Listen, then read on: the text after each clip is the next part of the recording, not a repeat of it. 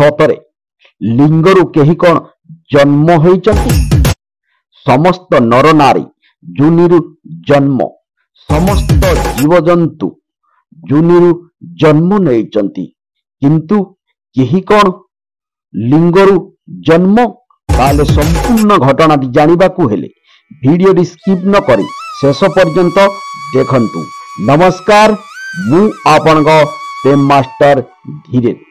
ଆସନ୍ତୁ, ଏ କାହାଣୀଟି ସମ୍ପୂର୍ଣ୍ଣ ପୌରାଣିକ ଉପରେ ଆଧାରିତ। ଶିବ ପୁରାଣ ଅନୁଯାୟୀ ଦିନକର କଥା।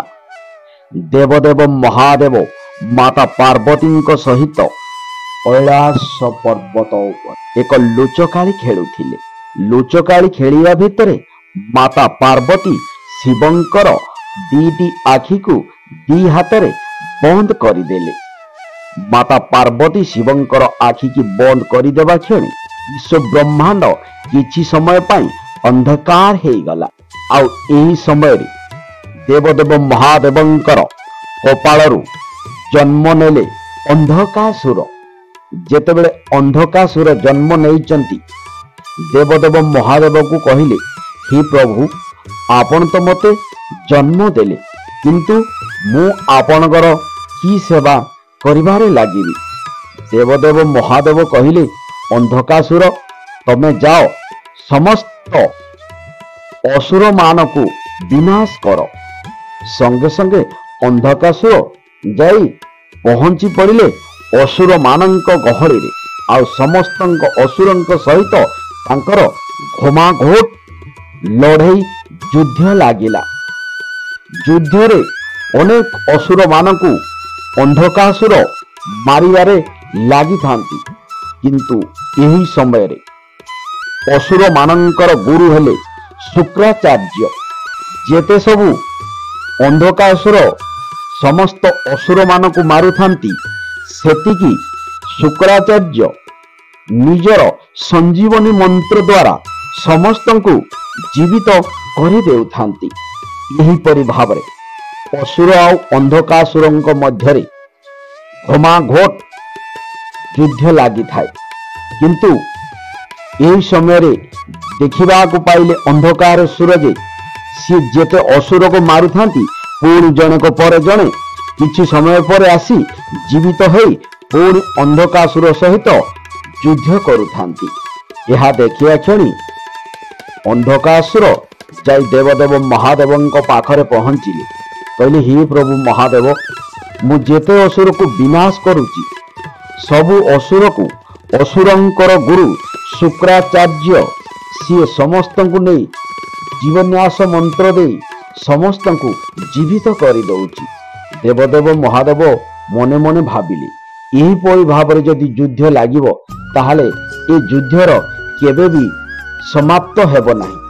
ତେଣୁକରି ସଙ୍ଗେ ସଙ୍ଗେ ନନ୍ଦୀକୁ ଆଦେଶ ଦେଲେ, ନନ୍ଦୀ, ତମେ ଯାଅ, ଋଷି ଶୁକ୍ରାଚାର୍ଯ୍ୟକୁ ମୋ ପାଖକୁ ନେଇ ଆସ, ଆଉ ତାଙ୍କୁ କହିବ ମହାଦେବ ଡାକୁଛନ୍ତି। ନନ୍ଦୀ ସଙ୍ଗେ ସଙ୍ଗେ ଦୌଡ଼ି ଦୌଡ଼ି ଗଲେ, ଆଉ ଅସୁର ମାନଙ୍କର ଗୁରୁ ଶୁକ୍ରାଚାର୍ଯ୍ୟ ଋଷିଙ୍କୁ କହିଲେ, ହେ ଗୁରୁଦେବ, ଆପଣଙ୍କୁ ମହାଦେବ ଡାକୁଛନ୍ତି। ଶୁକ୍ରାଚାର୍ଯ୍ୟ ଧୀରେ ଧୀରେ ଆଗେଇ ଆଗେଇ ଆସିଲେ ମହାଦେବଙ୍କ ପାଖକୁ। ମହାଦେବ ତାଙ୍କୁ ଦେଖିବା କ୍ଷଣି ସଙ୍ଗେ ସଙ୍ଗେ ଆଁ କରି ପାଟି ଭିତରେ ଗିଳି ଦେଲେ ଶୁକ୍ରାଚାର୍ଯ୍ୟକୁ। ଯେତେବେଳେ ଶୁକ୍ରାଚାର୍ଯ୍ୟକୁ ମହାଦେବ ଗିଳି ଦେଇଛନ୍ତି, ଶୁକ୍ରାଚାର୍ଯ୍ୟ ମହାଦେବଙ୍କ ପେଟ ଭିତରକୁ ଚାଲିଗଲେ। ଆଉ ପେଟ ଭିତରେ ଥାଇ ଶୁକ୍ରାଚାର୍ଯ୍ୟ ରାସ୍ତା ଖୋଜିବାରେ, କେମିତି ବାହାରକୁ ଆସିବେ ରାସ୍ତା ଖୋଜିବାରେ ଲାଗି ପଡ଼ିଲେ। ଶୁକ୍ରାଚାର୍ଯ୍ୟ ମହାଦେବଙ୍କ ପେଟ ଭିତରେ ପ୍ରଥମେ କୌଣସି ବାଟର ସନ୍ଧାନ ପାଇଲେ ନାହିଁ। ତେଣୁକରି ଘୋର ତପସ୍ୟା କଲେ ମହାଦେବଙ୍କ ପେଟ ଭିତରେ ଥାଇ ଶୁକ୍ରାଚାର୍ଯ୍ୟ। ଘୋର ତପସ୍ୟାର ବଳରେ ଶୁକ୍ରାଚାର୍ଯ୍ୟକୁ ମହାଦେବଙ୍କର ପେଟ ଭିତରେ ଏକ ଛିଦ୍ର କଣା ଦେଖାଗଲା। ସଙ୍ଗେ ସଙ୍ଗେ ଶୁକ୍ରାଚାର୍ଯ୍ୟ କହିଲେ, ଯାହା ହେଉ ନା କାହିଁକି, ଏ ଛିଦ୍ର କଣାଟି ମୋ ପାଇଁ ଏକ ରାସ୍ତା ଦେଖାଗଲା ବାହାରକୁ ବାହାରିବା ପାଇଁ। ସେହି ଛିଦ୍ର କଣାଟି ମହାଦେବଙ୍କର ଲିଙ୍ଗ ସହିତ ସଂଯୋଗ ହୋଇ ବାହାରକୁ ଆସିଥିଲା। ତେଣୁକରି ଶୁକ୍ରାଚାର୍ଯ୍ୟ ସେଇ ଛିଦ୍ର କଣା ଦେଇ ଆସି ଲିଙ୍ଗ ପଟେ ବାହାରିଲେ ମହାଦେବଙ୍କର। ତେଣୁକରି ସେଥିପାଇଁ ଶୁକ୍ରାଚାର୍ଯ୍ୟକୁ ସମସ୍ତେ କହନ୍ତି ଲିଙ୍ଗରୁ ଜନ୍ମ। ଏ କାହାଣୀଟି ଶିବପୁରାଣର 415 ନମ୍ବର ପେଜରେ ଲେଖା ଅଛି। ହଁ ଆଜ୍ଞା, ଯଦି ଆମ କାହାଣୀଟି ଆପଣଙ୍କୁ ଭଲ ଲାଗୁଥାଏ ତାହେଲେ ଆମ ଚ୍ୟାନେଲଟିକୁ ଲାଇକ୍, କମେଣ୍ଟ, ସେୟାର ନିଶ୍ଚୟ କରିବେ। ରହୁଛି। ଜୟ ଜଗନ୍ନାଥ, ନମସ୍କାର।